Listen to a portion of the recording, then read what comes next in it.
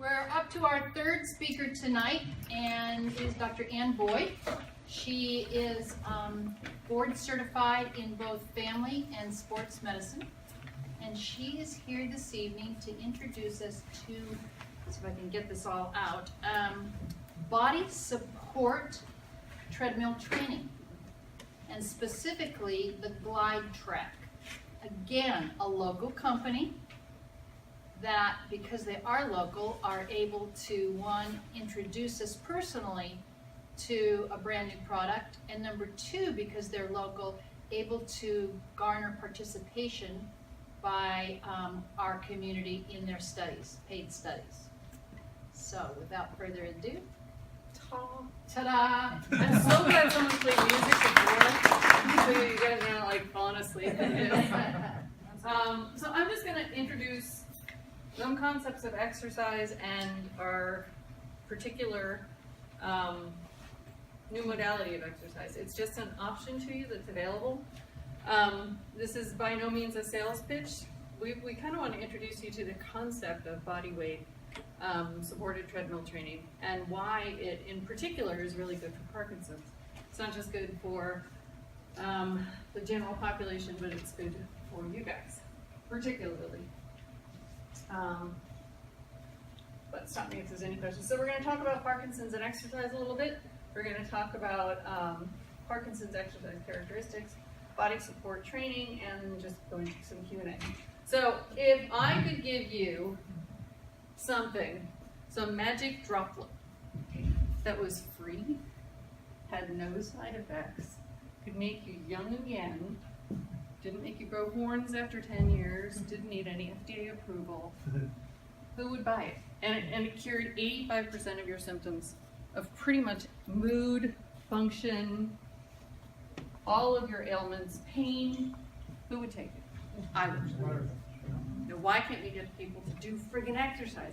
You know, they say youth is wasted on the young. Well, exercise is wasted on the healthy.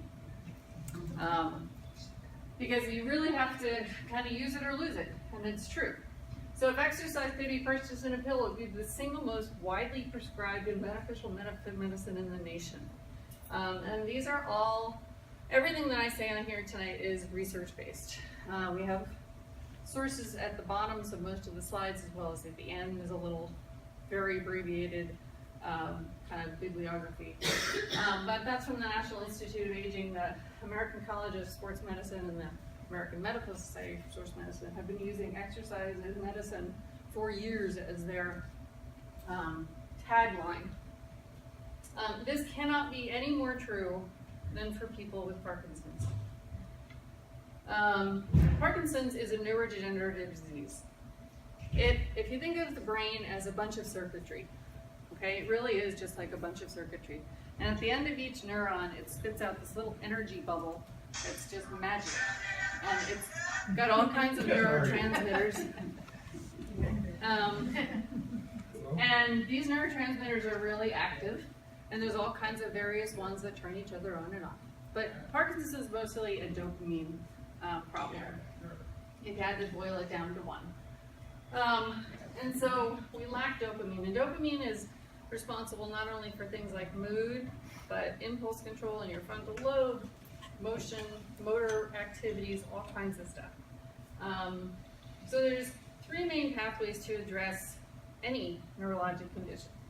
So if we are missing these little packets of energy, we can either change the brain chemistry, we can either change the brain efficiency, how it uses these packets of energy. Can we get them to last longer?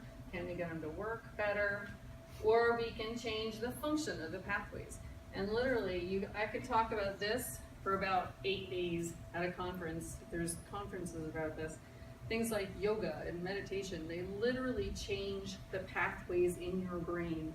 And they can make an unhappy person a happy person. You literally watch the neurons change. It's quite cool. And this is called neuroplasticity. And neuroplasticity, the easiest example is when you watch a kid learn how to crawl. So if you told a child to crawl, it's going to do it. If you taped the child's hand to its chest and said crawl, it would figure out how to do it, but it would create the wrong neural pathways in its brain, right? And our bodies kind of compensate as much as they can. But we have this neuroplasticity that we can reactivate correctively. Exercise has a positive effect on every single aspect of our brain chemistry. Again, I can talk about this forever. The best exercise in general is the one you're going to do. I say that all the time because I'm not a swimmer. So if somebody told me you have to go swim to get better, I wouldn't get better. So I try to work around what people like to do and then figure out a way that I can get them to do it more often. Because exercise, period, is what I want you to get to do. Now, that being said, there is a lot of research saying that for Parkinson's in particular, as well as every other disorder, there are most effective types of exercise, and there's a way to optimize those exercises to delay the progression of symptoms in Parkinson's disease. And today we're going to discuss a little bit about that research and introduce an effective new tool for Parkinson's management. Okay? So not all exercise in general is equally effective. So again, I'm not promoting one form or another, I'm just telling you kind of what the research shows. So if you choose no exercise and you're like, I'm going to pick one today, I don't care what it is, I'm going to try to tell you which ones are the most effective and how to use them. So whether it be weightlifting, lap swimming, stationary cycle, treadmill, whatever exercise you choose, this is from the Parkinson's Disease Center at UCSF. This is Nancy Bill, who's a personal friend of David and did a lot of research and is a big GlideTrak advocate. She has a fabulous seminar online, by the way, if you ever feel like looking her up. So what is important? What exercise should we choose and why? Okay, so if we're going to choose an exercise program, what's important? So the key characteristics for Parkinson's exercise are a couple of things. We're going to go through these and then we're going to apply it to our device. It needs to be frequent and consistent. Again, every time you exercise, you trigger those little dopamine releases. And that's gold. So it's better than a pill. I can't give you dopamine in a pill. But I can actually get you to exercise and your dopamine is more active and it stays around longer. So it literally is a burst of dopamine. So think of it as the more consistent you can be, the better. It needs to be intense and aerobic. We're going to go through a little why later. It needs to be forced exercise, and we're going to explain that. It needs to be task specific, and it needs to involve doing multiple things. If you can do multiple things during it, it optimizes the exercise. And again, we're going to talk about a little bit each of these. So let's talk about some of them. So it needs to be consistent and frequent. So the recommendations specifically for Parkinson's, which are different than the general population, are about 2.5 to 3.5 hours a week. And I put the clock to 3 o'clock so that you can remember the average. Exercise is like your medication in that it works if you use it regularly and frequently. So again, think of it, every time you exercise, it's like taking in dopamine.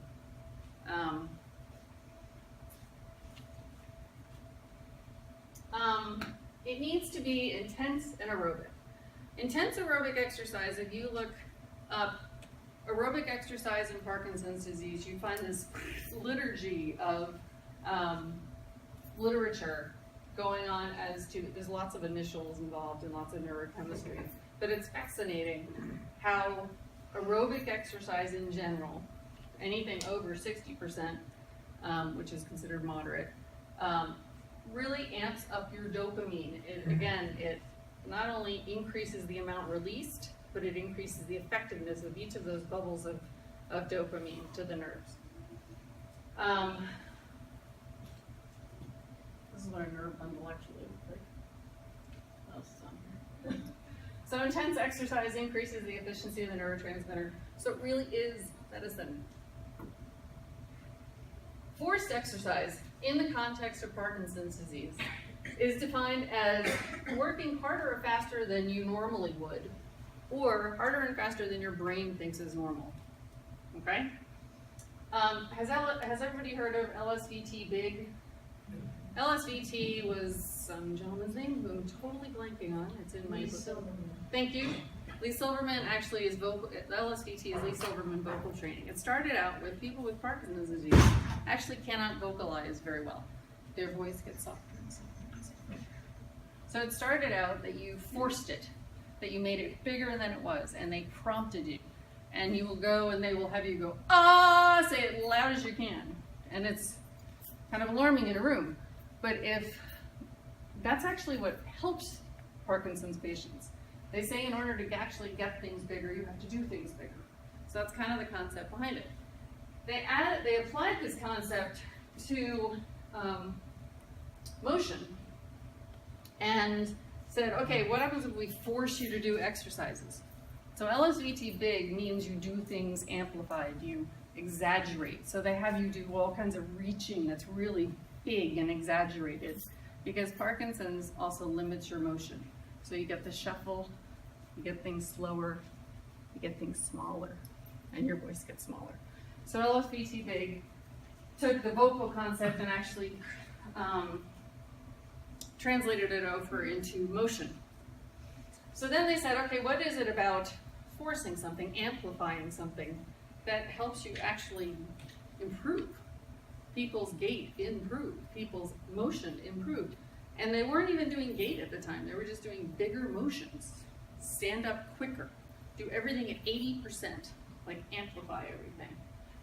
So examples of this in the exercise world are things like tandem and motorized cycles and a body weight supported treadmill. And let me explain this. Each of these kind of pushes you and pushes your body and pushes your mind a little faster. And that can be from vocal prompts, someone telling you, come on, do it, come on, do it. Or it can be somebody cycling on a tandem bicycle a little faster than you normally would. So get your feet going a little faster than they normally would. If they got off, you wouldn't be that fast. But once you got off, you'd actually be able to walk faster. So those kind of activities actually influence your gait, your activities of daily living, your motion, how well your limbs move, upper and lower. So it truly affects everything you do in every day. And again, we're focusing on activities of daily living today. Each provides a cue, whether that be a vocal cue, or if it's the tandem gait, it's that pressure on your foot that's pulling it a little bit. Or if it's a treadmill, the treadmill's going, and it's kind of cueing your foot to go a little faster. Okay? So does that all make sense? Does that forced activity make sense? It sounds horrible. It sounds forced. Just think of it as pushing you a little bit. Each is intense, and each, regardless of what it is, improves your activities of daily living. What else does your exercise for Parkinson need to be? It needs to be task specific. And again, okay, so if you want to walk faster, you gotta walk fast. And most people don't need to, in their activities of daily living, need to refill a bird feeder every day. So you want it to be task specific to whatever you choose to do in your daily life. Walking is pretty essential. Talking is essential. Doing regular activities. So if you want to walk faster, you need to practice walking faster. If you want better balance, you need to practice your balance. Well, I think the last thing is you want to be able to dual and multitask ideally. And this kind of relates to the forced activity. So if my feet are walking on a treadmill, somebody hands me a deck of cards and says, just go through the deck of cards. My brain is actually focusing on the deck of cards. My brain is no longer focusing on my feet are going faster than I would normally be comfortable with. And I actually not only get better at dual tasking, I can read a book, I can do Sudoku, but I get better at my gait, my limbs move better, because one thing is overriding the other and they're working synergistically. So it's kind of like a double whammy. Boxing, dancing are excellent examples of this. Boxing, you're not only working on your posture, but you're working on hitting, you're working on thinking of something else other than the actual exercise that you're doing, right? You can do things like forced boxing, but you can't do them for a long period of time. So I can say punch hard, hard as you can for 10 seconds. You just can't do it for too long. Okay, so is there one exclusive option for exercise? No. I'm not saying our thing is the only thing you should be doing. If you love to box, I am all for boxing. Music therapy, actually, if you look at the neurotransmitters with music therapy, it's awesome. Drum therapy, awesome. So all kinds of different therapy are tremendously helpful and all train your neurotransmitters, and yay, all of them. So there's not one perfect one. But I think honestly we've come up with something that is pretty close to perfect if you had to choose one thing. And I'm not just saying this because I work for them, but truly I would want one of these if I had Parkinson's, because I think it is probably one of the most efficient ways you can get pretty much all 5 of those criteria met all at once, and I'm lazy. So what is body weight supported treadmill training? It's just what you think.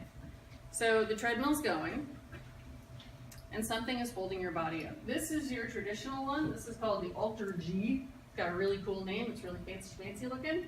And you literally zip yourself into this pair of spandex shorts, and you have like this, what do they call it, inner tube, like around your waist. And they blow it up. And they lift your body weight by how much they blow it up. So you can vary the amount of body weight you support. And traditionally they use this for like injuries, because if I sprain my ankle and I'm a pro athlete, I can't just quit the sport. My cardiovascular will go to pot. I won't be able to play in the games. I'll be out for a long time. My muscles will atrophy. And so what they traditionally use it for, this guy, is a lot of for sports injuries, because I can gradually work back in one side. If I'm an amputee, I can use one side and still be body weight supported.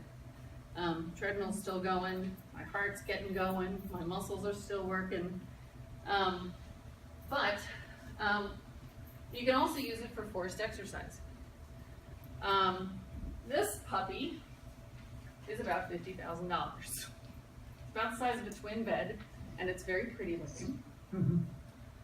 Another option is the light gate, which is often used for pretty neurologically compromised people. You can get people out of a wheelchair. Not real fancy schmancy looking, but it gets you going, and again, it has a treadmill on the bottom, and it supports you from the top. You see this in a lot of rehab units. This is about $25,000 for your very own clunky unit. This is the GlideTrak. This is what we represent. This is David's brainchild. And he's told me it's got something to do with bananas and being in some Congo area that he thought of this area.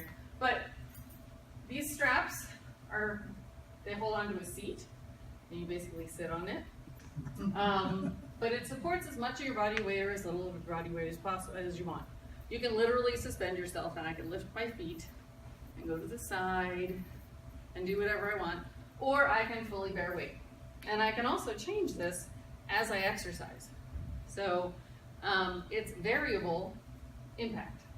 So it's still great for the joint injuries if I'm an athlete and I want to gradually train back into it.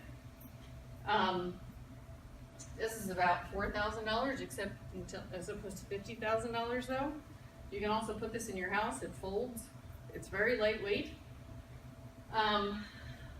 And we also have support straps. There is actually a full harness for people who are severely neurologically compromised, but we're not going to talk about that here. But these support straps only allow you to go sideways a couple of inches, either way. So you can't fall, even if I lift my feet up. You really can't fall. So, again, it cradles your body. Your body sits here. It's kind of like David says, if you sunk yourself into a funnel, it kind of holds you like that.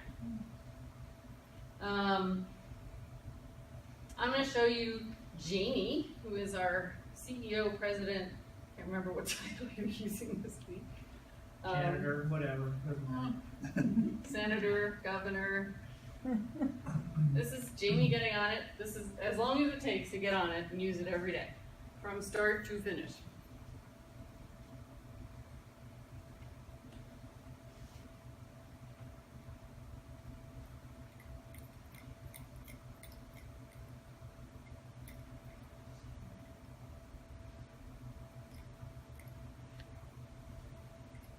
So he's taking some of the weight off of the front and the back.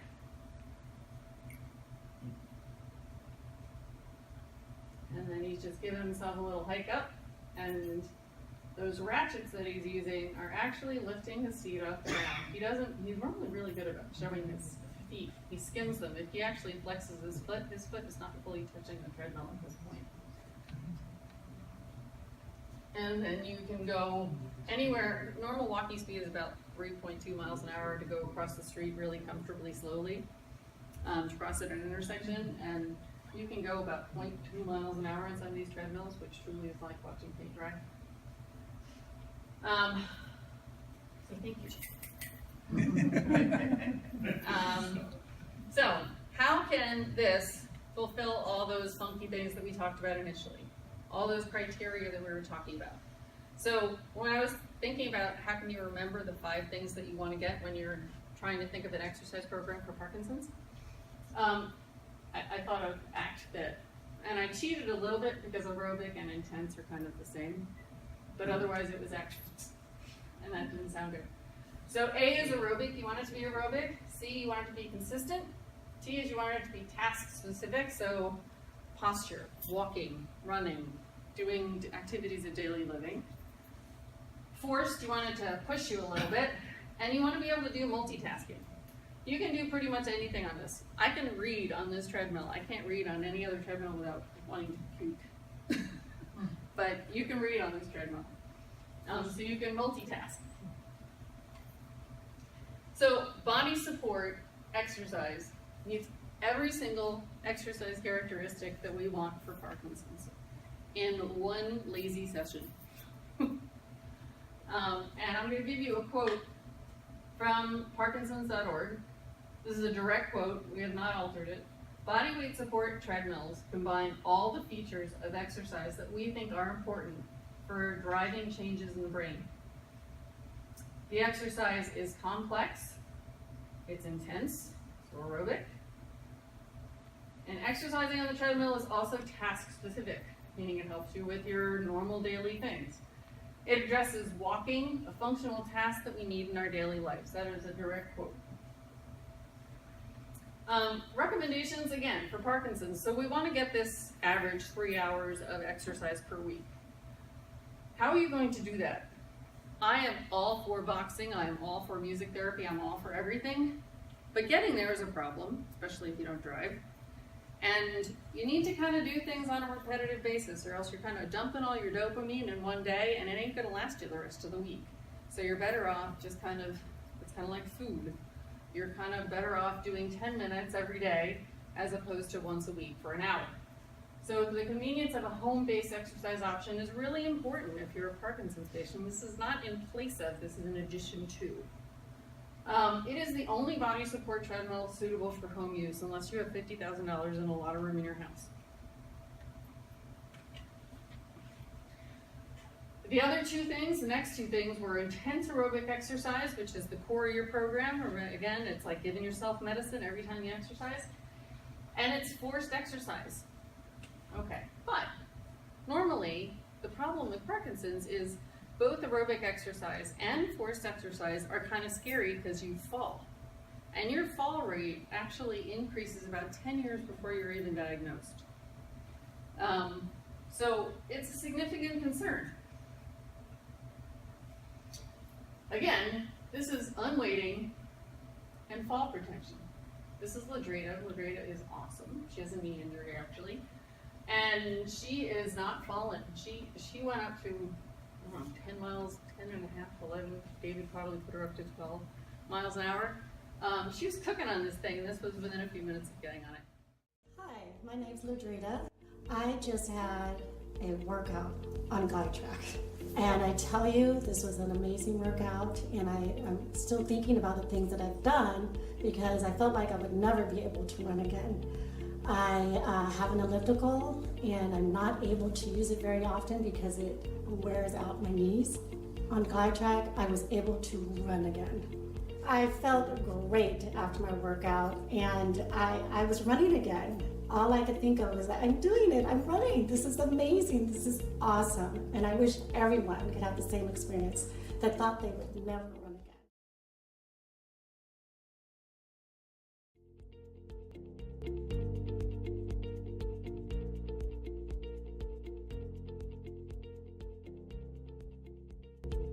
Oh my gosh, that was a great workout. What I love about the GlideTrak is this takes all the pressure off my joints. Me suffering with an L5 disc that's 10% left, giving me the ability to be non-weight bearing is huge.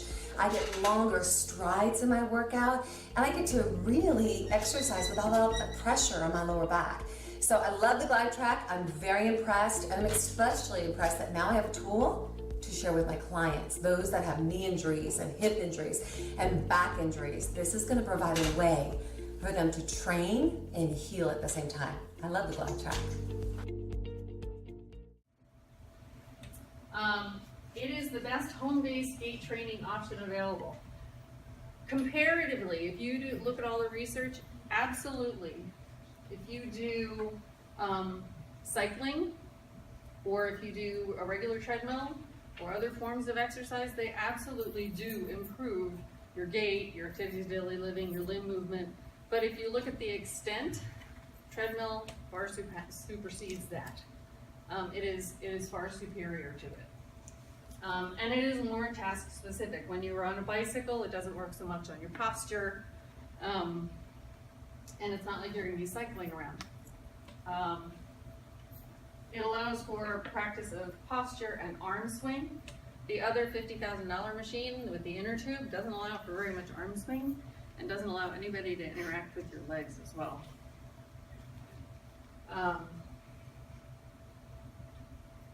It allows you to multitask. So it allows you to do multiple things. So again, that's one of the 5 things you want to get out of it. And it allows for safe dual task gait training. So you can be walking, you can be forced exercise, you're getting an aerobic workout, you're doing multiple things, you're going to be able to do multiple things more easily, and you're going to be able to improve your gait, your postural stability, and every other aspect of your ADLs in one shot. So we have a patented technology support and body and weighting system, which is safe. You can't fall. You can train aggressively with confidence because a lot of people, they're willing to do it, but they're terrified, or their body can't. This allows your body to be able to do it. So Jamie always says when your